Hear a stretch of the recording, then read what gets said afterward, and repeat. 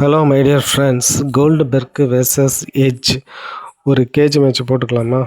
வாடா கேஜ்.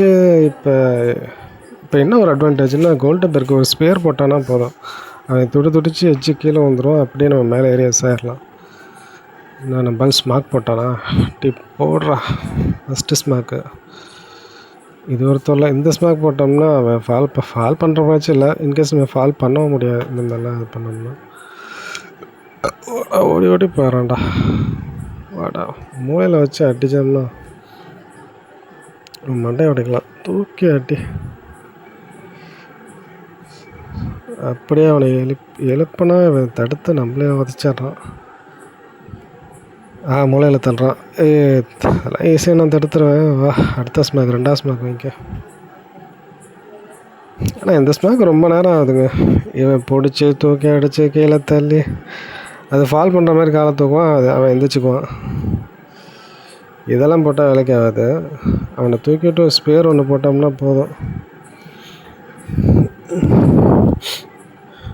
அழகாக அவனை தூக்கி ஒரு ஸ்பேரை போட்டுவிட்டு, ஏன்டா அம்பேர் நீ ஏன்டா குறுக்கால் வரடி, வாடா எஜ்ஜு. ஆஹா, காவடி தூக்கிட்டேங்கடா. போச்சு, மூஞ்சிலே அட்டி விழுவுது. இதெல்லாம் என்ன ஒன்றும் பண்ண முடியாது.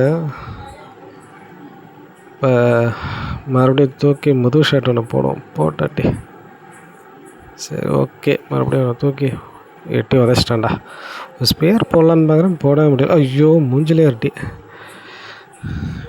தப்பிச்சு போயிடாத. போக முடியாது. அப்படிலாம் விட்டுருவானே நான். வாடா உதச்சிட்டேன்டா. மறுபடியும் உதச்சிட்டேன்டா.